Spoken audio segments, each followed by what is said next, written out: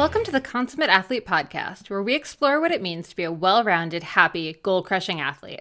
Every week, myself, sports journalist Molly Herford, and cycling coach and kinesiologist Peter Glassford interview experts and chat through all of your training questions. We're excited to have you along for the ride. Hello. Welcome back to the Consummate Athlete Podcast, Desert Trails RV Park Over 40 Community Living Edition. That's right. Yeah, we've made our way out, mostly out west. I guess we still have a ways to go to get fully out west. But this is our second or third stop after Midsouth Gravel, one of the first big gravel races in the U.S. For 2026. Yeah, so we thought we would take a little bit of a departure from our usual question and answer interview format and actually break down the race, because I know this is a race that has a lot of interest from a lot of the people that Peter coaches. And a lot of our listeners are kind of always looking for gravel stuff. Midsouth has really been one that everyone has been talking about for quite a few years, and we like to sort of keep abreast of which races are becoming the bucket list, the must-do. And I think this one definitely qualifies at this point. Mm-hmm. Yeah, I mean, I think it was 14 years. I don't know how. Last year got canceled, unfortunately. The bike got canceled because of wildfires, which was unfortunate. But they're back, and I would say bigger and more going on than ever. It's quite a festival. I thought it was 3 days, but it's more like a Friday, Saturday thing. But there is a bit of stuff on Thursday as well. You could certainly make it a Wednesday to Sunday week in Stillwater and have a good time and get out on a few group rides. There's also running, so Molly, as my spouse, actually did the 50K run very well, which we'll tease but talk about in a bit. And then there's also the chance to do different types of bike, and you could just do a casual group rides. There are several of those, and then there's also a couple different distances, 50 mile and 100 mile for the bike. So very big, thousands of people. And just like what a festival, big concerts, like some, really like professional level concerts, I would say. It's a smaller venue, but outside venue, but very well done. Good artists, a mix of artists. For sure. Yeah. And all day on Friday. Yeah. Friday had a bit in the evening, but then Saturday all day, just different bands, different artists. It was super cool. And it was really fun because it brought in not just the cyclists. It really was a great way to see the whole community get included. And I don't think I've ever seen a race do something like that to such good effect, basically. Mm-hmm. And it's a super cool area. You can be sitting on a patio, having a beer, watching the finish people come in. They have the DFL, so the Dead Effing Last party in the evening, where they have a band literally playing at the finish line and everyone just going wild, cheering in the people who are finishing in the dark after hours and hours and hours on the bike. Again, a big thing with All Bodies on Bikes. And shout out to Marley Blonsky, who is a Strong Girl Publishing author. Her book, The Ragtag Best Friends Bicycle Club, comes out in just a couple weeks. So pre-order that at stronggirlpublishing.com. It's so cute. I'm so excited about it. And I think inclusive was a big sort of message of the weekend. Like, everyone's welcome here. I know the organizer, Bobby, is very big on that, and the whole crew. Like, it's a very well-run race. Like, I always keep an eye on how well does the race run. Are there people in place taking care of things? And I would say I saw very little hiccups or unprofessional things going on. And I have to admit, I was actually kind of nervous about that because it's not a race that's run by a big event organization company. It's just the one race. Community that's driven. what he does. Yep. And I think the other thing, to be totally honest, is there's not actually a ton of information online. Like, there's not an excess of like, here's the rules, here's how this goes. Mm-hmm. So I was a little nervous that it was going to be more haphazard, but as soon as you walk in, it's just organized. Yeah, it felt like the right amount of guidance and rules and communications. Like, sometimes I think coming from Ontario especially, we're very like business and signs and words. But this was the right amount where if you just showed up at the time they told you to show up, it was clear where you were supposed to stand. Your start time was your start time. It went off at the start time. The course was either marked or you followed a GPS for the bike, which also was a little different. We can talk about that later as well. But yeah, it's just super, super good. So the one thing I did like about this, when I think towards why we go to these things, it's partially so I experience these 100-mile things that are popular with a lot of the athletes I work with, whether that's this race or going to any 100-mile gravel race. So just to see what are people using for equipment and the fueling stuff, and how is the sport evolving, the pro versus amateurs field stuff, just everything, right? Like, what are people doing? So that's really interesting. But I also like to just get a sense for the courses that are out there, because obviously, like Leadville, we've talked about, there's sort of like a mathematical equation there that sometimes cuts some people out. Whereas I would say a course like this, while it is not an easy course, it is a gravel course, it is bumpy, it's fairly straight for the most part. There isn't a lot of cornering aside from, you hit the end of a farm field and you turn left. Is on gravel, so there is like a bit of skill, but it's not like single track really. They cut out the only single track this year, and it was just a double track that wasn't too bad. But the other thing is, where was I going with that? The climbing, while it is 2,000 meters over 100 and so miles, it's very rolling 2,000. There is no mountain. There is no, I think the biggest climb on it was maybe 50 meters, 150 feet of vertical climb in one climb, right? Versus compared to Leadville's 1,200 meters and whatever that is, 3,000 plus feet.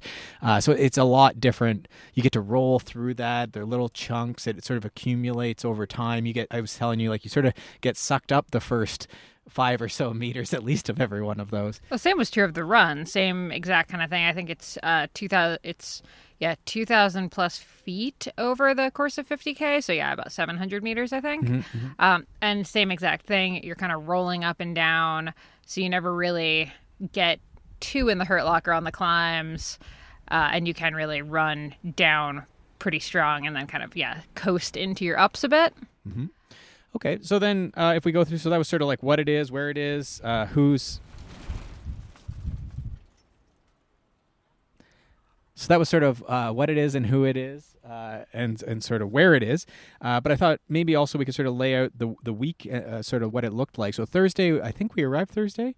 No, so we arrived Wednesday. We actually took our time. We had about a 20-hour drive. We found this actually fantastic park in Missouri. Just a shout out to Bennett Springs State Park. If you're ever looking for a place to go. Very nice gravel roads, very quiet. Yeah, if you want to go for like a little mini training camp, honestly, ahead of Midsouth. Or if you're into trout fishing, because they also have a large trout farm there that they stock all, and so it was big fishing season when we were there. Fishing season had just kicked off, and we just found this park just kind of happenstance. But $25 a night for an electric and water site. And that time of year, very quiet. Is wild. So it was fantastic. Highly recommend if you're coming from the north down toward Mid-South and you're going to pass that. We ended up getting to Stillwater, Oklahoma on Wednesday. We stayed at the Cowboy Camp luxury RV park. Luxury, I'm gonna put in quotation marks. No shade to the park, but it's literally just a parking lot with. It was interesting. Yeah, if you picture Middle America, where there's a Target and a Walmart, and what we were sandwiched between a Five Guys burger and a Brahms, like lots of fast food stuff, and just sort of like drop down below all these cement pads of parking lots was another cement pad. Where there was RV slips where you could back your RV in or your van. And then what makes it luxury, I guess, is that there's a building that has nicer showers and a little like living room thing with a TV. I guess it would be air conditioned in the summer. So that was nice, which, with the van, it's very nice to have that. And the nice thing for us is that was about a mile from the start finish. So pretty reasonable you ran there the morning of the run. Yeah. So that was why I booked that. Was you could camp more rustic camping outside of town, and it would have been a bit more scenic, a bit nicer, but then we would have had to drive in. We'll talk about our kind of 2 starts on Friday here, but that's why we chose that. That said, they actually do have a couple parks that allow for free parking lot camping that we sussed out once we got there. I didn't want to take the chance because it was first come first serve, so I didn't really want to risk it, but turned out they were actually pretty empty. I would say not a lot of people took advantage of that. So if we were going back, I think I would probably be thinking towards that for the night before the race kind of thing. So not a ton going on Wednesday. And then Thursday, there were the couple, like an All Bodies on Bikes ride. And who sponsored the other ride? Was it? Chamois Butter did the All Bodies on Bikes. Okay. And they had a run as well. And maybe Salsa had one or something? I think it was all one thing. It was just the denim. Okay. The denim ride, which seemed pretty cool. With a beer launch and a couple other things going on at the finish line. But it was just a 12-mile. I rode it after the race on, I guess, Sunday. But just a normal gravel route, like a bit of pavement, a bit of town path. But just, I think, got people out riding. And as you say, a shakeout. And then afterwards, there was a bit of a barbecue, cookies, and beer launch. And again, just like the festivities sort of got kicked off. Yeah, and we actually, because my race was at 7 a.m. on Friday, we did packet pickup on Thursday, and then we got pizza downtown at Empire Pizza, which is like right on the course. Honestly, and I say this as someone from New Jersey, it was one of the better pizzas I have ever had in my life. Highly recommend if you're there. So I always do pre-race pizza is my go-to. I think I've been doing that since easily the last decade, and it's never failed me.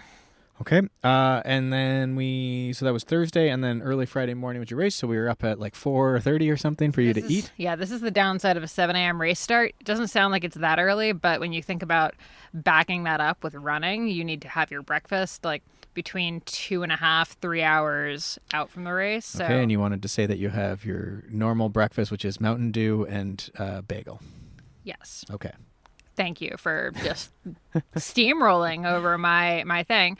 So I've been writing about nutrition. I've been talking about nutrition for a very long time. People always seem completely just stymied by the fact that for race morning, I do Mountain Dew and a bagel. And frankly, it works for me. Some people do coffee. They swear by it. That's what gets their gut going. I am normally a coffee person. Mountain Dew is just better for me on race day because then I also get some sugar in with my caffeine. It works. I'm happy. The bagel has never let me down. I think it actually saved my stomach at the 100-miler last year, having that bagel on hand. Yeah, I mean, it's simple, so I think it works for you. So, that's what they usually, a lot of people will do like rice just before, but yeah, you don't need a lot, and just sort of topping up those stores makes a lot of sense. And so we got you to the start. I sort of rode down with you so you could have some warm clothes. It wasn't too bad temperature-wise, and then the run went off. Is there any notes you wanted to make around the race? Yeah, I mean, the run is it's tricky because 7 a.m., it's still dark in Stillwater. So they recommend using a headlamp, but you're only going to need it for the first 15 minutes. So I would say if you're going to do the 50K, I would actually just plan to use your phone if you do need the light. I would say most people didn't use anything. Did you see anyone crash or like trip? No. Okay. No, because it started getting light enough by the time we hit any of the gravel Well, the first 2 miles, I would think, probably have like street lights on them. Not as many as you'd think, but enough. The other interesting thing with the 50K is that they start the half marathon at the same time. So if you're someone who's trying to pace yourself, you do need to be a little careful that you don't get caught up in the half marathoners. Mm-hmm. Especially if they're good. Yeah, like sometimes happens in our mountain bike races where they'll put the junior racers in and they're all keen and they do 3 laps, whereas the elite would do like 5. And I always found that that's like a good, like it makes it fun racing because it's so hard and irrational. But I think in a 50K race that could come back and bite you in hour 3 or 4. Which I think it did to a couple of the guys. We definitely passed a couple dudes who were hurting, and I think it was because they went out, a little bit too hard. Bound to happen. Yeah. True. So 50K, I think I might have said it on the last podcast. I was so nervous about this race because it's so short compared to what I do now. And I was so nervous about going hard for that long. And I think you and I even had kind of gone back and forth on my strategy a few times. Like, not arguing, but I think you were almost pushing back a little bit because I said I was just going to go out hard and try to hold it for as long as I could. And I was fully aware that it might blow up and might not work, but I was going to try because I wanted to see how fast I could do it. Mm-hmm. So what was your experience? Was it really that much different? I would say yes and no. I realized that I do have my limiter is actually more my legs, not my lungs. So there was a point to the last 10 miles, I didn't actually slow down, but my legs were definitely tightening up and I couldn't speed up, even though I was breathing fine. At that point, I was actually chatting with people. I was probably more, you know me, I get more comfortable as the race goes on. So the last 10 miles, I was probably the most comfortable from cardiovascular lung standpoint, but my legs were... Yeah, and sometimes that would be how someone would describe like a muscular limitation where like the heart rate starts dropping almost. Whereas like some people's heart rate would increase as the race goes on, even if they were getting worse, because there's like the speed or the power or the pace could be dropping. And then sometimes you'll see heart rate either go with it or the heart rate can actually do the opposite. Like someone's like getting more and more tired. There's more of a decoupling, which we've talked about on a past podcast. We thought maybe that might be too, like with this pace, you're like lifting your knees maybe more, like it's more of like a higher stride or more running versus like they call it the ultra shuffle that you might do in something like 100-miler, just because the pace gets a little lower and you're really looking for efficiency. So you sort of lift your feet as most minimal as you can maybe. So we thought maybe that would be just like something with more reps of that, it's going to get better too. Yeah, and just, I mean, it was a very rolling course, and I have not been doing a ton of hills, so there's definitely that as well. That fatigue sets in, especially actually because I descend quite fast, I would say.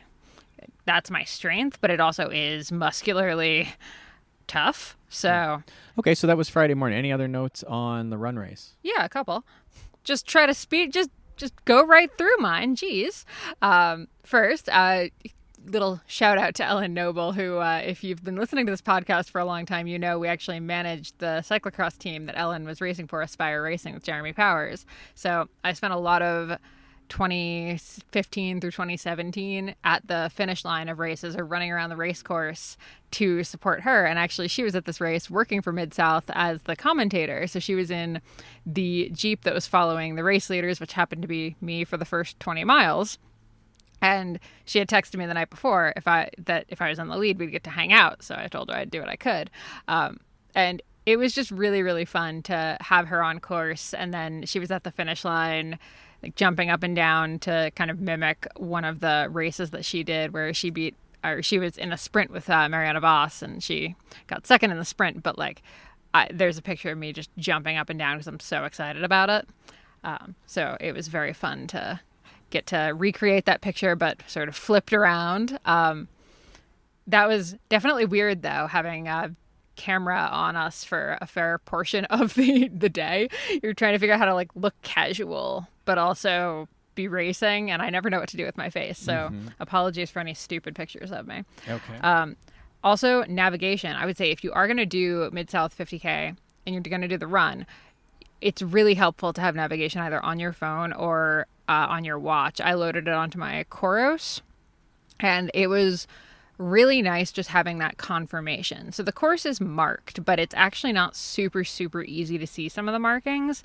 And there are lots of stretches where you're on the road for a few miles and there's no signage, right? Like it's only signage at turns. So being able to look at my phone and be like, okay, or look at my watch, look at it and be like, okay, we're still on course was really helpful, because I think otherwise I would have been really stressed that we'd gone off course a few different times. Yeah, I guess they just assume that once you're on a country road, there's no other options. Yeah. But nice to have that. Like, when assurance. You're tired, you start getting like disconcerted that you like didn't see a turn or something. Yeah, and it's that, we talk about those owls, the elements of a consummate athlete, we could start calling these, and it's sort of this navigational. Like it sounds, a lot of people don't think anything of it. Oh, I use my Garmin and like whatever, but I think it is worth for runners, as you say, even just like figuring out how you're going to follow a map, because this is more and more common that these races, and certainly things like FKTs, we've talked about your Killarney FKT. I was going to say, that's how I lost it, was not having. And the better you get at it, the like less mistakes, the fewer mistakes you make, and that's where your minute might have come from, a couple ones of those where you can sort of like go across areas that don't have it, or it's someone might stop and like check their phone and that takes a couple minutes, or actually miss a turn, for sure. I even in the bike missed a couple, even in spite of that. So I think navigational is certainly an owl that someone could spend some time on. Yeah, and then, okay, I talked about breakfast, but nutritional. I was one of the few people in sort of the front group, I would say, that opted to race with a full pack. I'm probably a weird runner in that I really prefer racing with a pack with a bladder. I know everyone really likes the 2 bottles on the front or some weird configuration of belts and stuff, but I am still just a pack person. I stand by it. I'm comfortable with it, so packs for life. But this time I actually did, normally I do Tailwind unflavored. This time I actually used the Tailwind high carb mix, the ginger lime. And I used 2 packs of that in a 1.5 liter bladder, and that was what I did for the race, and I was really happy with it. If you're looking for a light flavor, I would say actually the same amount of calories for the high carb versus just the regular mix. The high carb is a lighter flavor. And I think it's actually interesting. Courtney Dauwalter, who is the GOAT of ultra running, one of the best women, maybe all-time ultra runners. Let's just leave it at that. She's also sponsored by, not also, she is sponsored by Tailwind. We are not yet. Molly is not yet. Call us, please. Despite our mentions of it. But she also uses what would be considered now like lower amounts of fuel, as far as I've seen in any like documented cases of like what she eats in a race. And so if you do the math on that, that's like, what did we say? It was 90 grams plus 90 grams. So 180 grams over 3.5 hours. So the rough math on that is what, like 40 or 50, right? Like it's sort of like 40. Yeah, there was a bit left over in the pack. Yeah, and you didn't finish it all. So yeah, like on the lighter end, but then that's, you survive. So then the question is like, could you take in more and do better? It's possible, especially in something like that. That would be more like carb dependent that you're doing. And especially when you're not getting like half a bagel in or a cookie or something like you would maybe in a 100-miler. But just sort of interesting. I always like these things that like push back against the current trend, where I do think that like the high carb makes sense, especially when you're someone like, Pogacar in the Tour de France multi-stage and pushing out thousands of watts. But then you have to like sort of always come back to like, what is the person doing? What are they adapted to? What can their body do? And certainly someone like Courtney Dauwalter or Molly, where they're like built to run for hundreds of miles, that it's like, well, maybe that's just like what works and keeps them moving and whatever, right? So just sort of an interesting take, and I think you'll keep edging. I did make you take an emergency gel, but you did not take it. You took it with you. It was a support gel. My emotional support gel. Yeah. So, okay.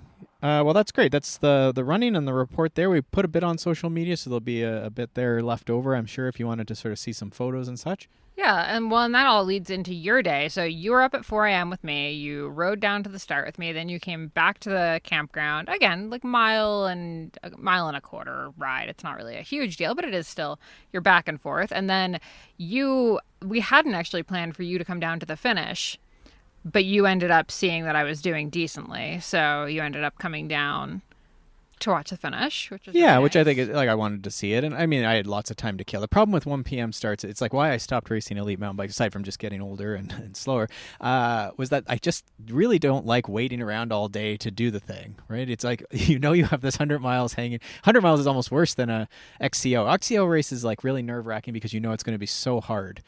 But at least you're going to be over for like a late lunch. And the men's race, often you're like waiting for it to rain or waiting for it to be the hottest part of the day or something too. And you're just sitting there like, if we just did this now, we would be done and it would be fantastic. So this is like this 100-mile, which I was nervous a little bit about the distance. I knew I could finish it, but it is not an easy ordeal, especially racing in the pro race.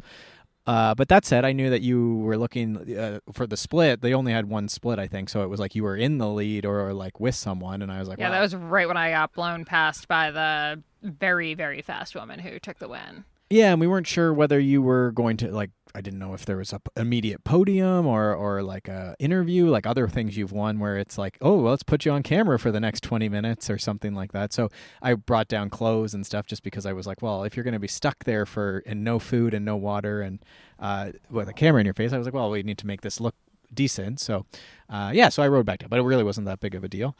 It was nice though. It's always nice to have you at the finish. So then I rode back to the thing. I'm always like a little worried that you're going to be like emotional though, because I'm like, oh no, you've got a race to do. I almost cry like many times. I know, that's what I was worried about. So then I started with the pro men. I did start with them, second row start, and I held on. I was in the chase group. My goal was really just to be like in there, like in the groups, and so I knew that was not going to probably be the best pacing strategy. Like that route, I could probably ride.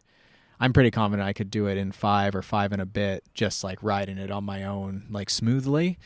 So I ended up at 5:32 or something, because I cracked pretty hard and towed. But that's exactly what my plan had been. Right. It's important to see what you can do sometimes. Well, and for me, like what I like out of these races is just getting pushed to like, you think you're going to blow up, but then you like push a little more, like for 2 seconds longer, and then suddenly it's really easy again because you get over the top of the hill, but you think you're going to just completely collapse. And then just, it's so chaotic. Like I wanted to see for myself, like this was so dusty and we were going 40 and 45 and 50 kilometers an hour into gravel that just would explode everywhere. Like all you could hear was pinging of rocks off of carbon, just like, and wheels. I got one in the face. I got one where you probably don't want a rock to go, and it was sort of like comical for a second, but not comical.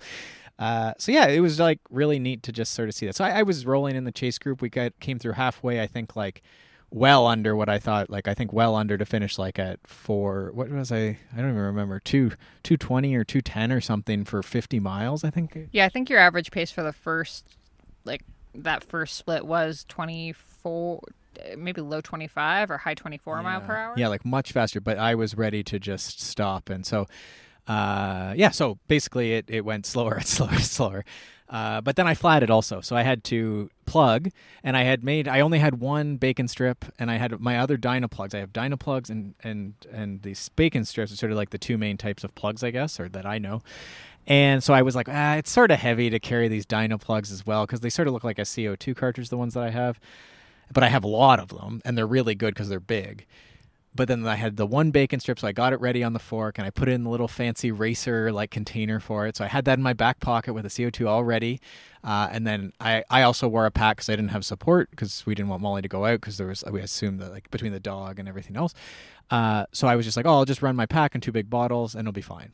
But then I expected that I was going to be able to stop at that halfway point at like a water, and it just didn't seem like there was a big jug. And also I was in a group of 40 people going 40 kilometers an hour, all grabbing stuff. So I was like, I didn't want to grab it. So I didn't, but I was okay for water. Yay, packs is really what we're saying. And then there was a neutral feed with like 10 miles to go or 12 miles to go or something. So I did get water there, but maybe a bit too late to get like some more clear water in me. But yeah, so otherwise I got through. It was great. I didn't finish last. I beat a few people. There was a bunch of DNFs, and that was good. So then that got us done everything on Friday. Yeah, but let's be clear here. You were pretty cracked at the end of that. I don't think I've seen you. I think I've seen you at a couple of Eager Beaver. That's what I went really deep.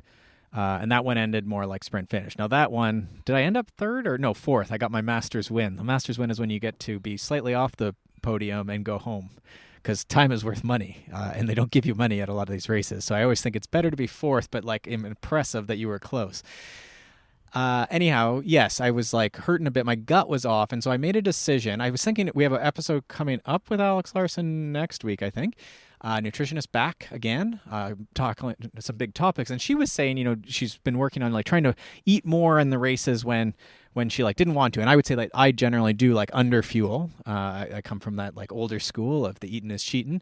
So, and I was cramping a bit, which is really irregular for me. But I think because I pushed so hard for 2+ hours and then had 3.5 hours of struggle, my body was sort of starting to like break down. And I don't think this was like electrolytes or anything else. I think this was more like the training was just not there. Like there was just not more contractions to be had in the muscles.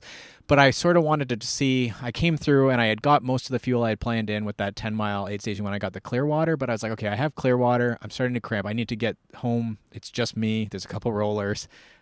Why don't I just slug a gel? I don't want to, but I'm going to do it to see if this will like just prevent it. And I would say it did. Like I just motored home pretty well those last 10 miles. The problem was though, when I got back, like my gut was super off and I felt sick. So eventually that gel did come back to haunt me. And I don't know, do you really want to describe the... All we're going to say here is perhaps day of racing, we don't eat a lot of vegetables. Okay. Well, so usually we've learned a lesson. Let's separate these two things. Usually with breakfast, I have spinach and eggs. And on such a day where I race at 1 p.m., it's very normal that I was just have my sort of normal breakfast because it's like 5 or 6 or 7. Like we had breakfast at 5 a.m. Yeah, I was going to say you did have your eggs at 5 a.m. Right. So this is 7 hours. But the interesting thing is that the eggs digested, all the oatmeal I had and all that stuff digested. But we'll just say that I have spinach for breakfast. So I think probably when I'm doing these really hot, really long things like that's like a bonehead thing to do. Like we can stick to like the rice or the toast or something like that. That's just like obviously digested. The oatmeal digested really well. So that was like a bit of learning. I don't know that really affected things, but like probably that didn't help, as far as not going down. No, and I don't think it helped your recovery either, because you definitely were a little off for the day after. Side note, when you go out to eat anywhere in Oklahoma, if they say it's fried, it is extremely fried. Yes, that did not help my gut either. This is a thing that I knew that Peter did not know, that I probably should have told him. I'm fond of the phrase when in Rome, and I'm going to maybe have to be more reserved with that phrase. Yeah, that one came back and bit you for sure. Okay, well, that's that. So good race. I was excited for that. That's going to be a good lead-in. Now I'm going to race at Sea Otter. You're not going to race at Sea Otter because you have a lot going on. Including this is the launch finally of the Marley's book. We've been teasing this. We've been pre-ordering this. If you haven't pre-ordered this, pre-order this book. What is this book called? The Ragtag Best Friends. Yes, what a great name. And so this really supports this all bodies on bikes thing that we really, really like. I think it's just like a fantastic. Like bikes are very powerful. Can be really good for kids. Really good for anyone. And Marley is just such a fantastic person. I still don't know how she is functional after a weekend like this. She did the pre-ride, the 50 miler, out for a long time, supporting people on the 50 mile and getting herself around this 50 mile, which again was not an easy. Like that's 1,000+ meters. Like, well, got herself and a group around the 50. Like cheering. Like they keep it, very upbeat. And then not immediately, but she went back. She signed a bunch of stuff for for the book launch, for her own book launch, but Molly needed her to do. I assume had some snacks and cleaned up, and then was back for this DFL party, which maybe we should even talk. So this is like dead effing last. And what they do is they hang around, and the party just, it's going, everyone's sort of finishing, and then usually that's when they tear down the race. But at this race, they say, no, we're staying until the last person crosses this line, and the party just keeps growing. There's maybe some beverages, there's a concert going, and the party keeps getting more and more intense until this happened at like 11:45 midnight. We did not stay, and I'm sorry for that. We did support a bunch of the people who were just ahead of DFL, but it was just a amazing scene. Just like what a great vibe. It was very cool, yeah, and very emotional, and that's what I mean. I think someone could come to this weekend, whether it's a spouse or whether just someone comes down and says, I just want to go to a place that's really great and like good riding and like weather seems decent, a little windy at times, but that's Oklahoma, I guess. But just, maybe you could do a couple of these group rides and then you participate in these parties, some free concerts, great food. I don't know. Like to me, this is just like a great place to check out. Certainly if you're someone who has a family and the family wants to come support you at a race, this would be the one to do it, I think. There are activities. I'm still like, I keep asking you, like this RV park in the middle of a strip mall city is perplexing to me, but there must be lots of great things to do in Stillwater. So maybe we should have looked this up beforehand. But like, I mean, it's a cool little downtown. Yeah. There was stuff going on. The downtown all was, day. I think if anyone's been to like Bentonville, no offense to Bentonville, but I would say this downtown is like way cooler. I really enjoy this downtown, and we've said it, like we really like Bentonville. It's not like we don't, but Bentonville definitely has a bit more of a corporate vibe. Whereas Stillwater, I feel like, has a very organic vibe. Yeah. And again, like this is not a big corporation running this race. This is like a community group, a club that puts this on. Yeah. So 10 out of 10, highly recommend. We very well might be back if it fits into our schedule. We really enjoyed it. And now we've got some heat training coming up. So thank goodness we had Dr. Stephen Chung and Normand Richard. And I think that worked well for me. I think I felt pretty good with that. I actually wore my arm sleeves to start. I did take them off after my flat because I figured it was like, all right, this is going to be a bit of work to get home. And it was getting hot by that point. But I think the heat worked well. So hopefully we do okay here in Arizona, but it is quite hot. We did, I think, evolving trends maybe to finish off, or yeah, let's hit it. So I know we talked to Alexi Vermeulen, who won the weekend before in Turkey, Texas, which is trying to take the first big gravel race in the USA title, but it is a great race. We went to that last year.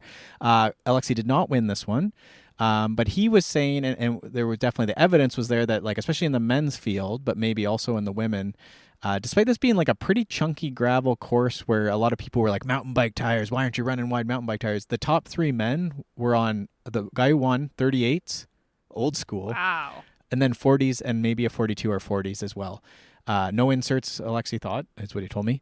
So just sort of interesting. He said that, like, it's not comfortable, but like these people are going so hard. They're also young, so the frames can take that maybe. But that's sort of interesting to me. And I know Alexi and Keegan had said on their cool down previously that, like, for the amateurs, there isn't that 40-50 person wide group going 40-50 kilometers an hour where you can't even, like, I was not picking a line, and it was just one of those where there is a smooth line when you're pre-riding, but it was just chaos of just you're riding in chunky gravel. So that's where the mountain bike tire I think makes a lot of sense. That's why I flatted probably was the 42 I ran. I got pulled into it behind a person. I didn't see it and just clocked it. I'm surprised it didn't happen earlier, honestly. So that's, I think, where it makes sense. But what Alexi's saying is like these people at the front, they're all just like waiting for the sprint at the end of the race, basically, and they know they can get themselves there. So that's sort of like an emerging trend, but I think also does like anyone who's like wants to do a pretty good time and is like, my bike won't fit 50s. Like, I think you're probably okay. So that's sort of like an interesting thing. It's sort of like the carbs we were talking about. I was going to say, it's just like the carbs. Everyone keeps going wider. It can't always more. be that like every person needs to do 110. Every person needs fat bike tires. Like this just can't be the answer, right? So that's interesting. The pro only race, despite this being a very inclusive, everyone's welcome race, and maybe because of this race had been resistant to doing a pro only race or anything like that. Because the spirit of gravel was everyone starts together, but they actually changed and did this Friday pro only race. And I think it's the correct choice. I think the way they did it, despite me having to start at 1 p.m., which is I was a little grumpy about, it does make the race finish 5:30, 6 p.m.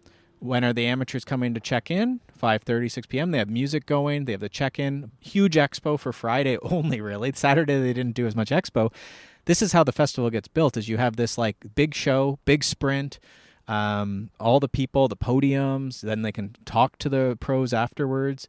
So I think this is the correct answer for safety as well. Then you don't have groups of 50 guys going 50 kilometers an hour just like going. This course overlapped. Often courses overlap. Like you're going to just have issues, and then there's the media cars on top of that. Yeah, and I think that the separate days also allow for the race organizer to really prioritize the pros on the one day and then the everyman on the other day. And I think this race does both of those things really well. Whereas when you put them all together, it's really hard to prioritize both.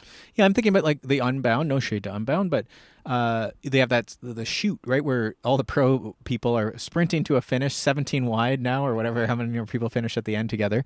But then the amateurs, after 200 miles of riding, get shuffled off into the side. And it might be some of the 50 miles and 100 miles too. But after their big day out, they're sort of just like, off to the side with you. And I'm sure they give them a medal and so forth or whatever they're supposed to get at the finish line. But it's not quite the same as getting to roll across the finish line. Certainly not the same as this Midsouth race where people are cheering and, coming up and you can get a hug and all this stuff, right? Like it's just like a really cool finish shoot where like you get your finish shoot. And I think for something that's a service, you're providing an event, a service, a product to people who are paying a fair bit of money, honestly, to go to it. That to me is the correct experience. But it does take some effort on the event organizer's side of things, for sure, right? Like that's 2 days of racing.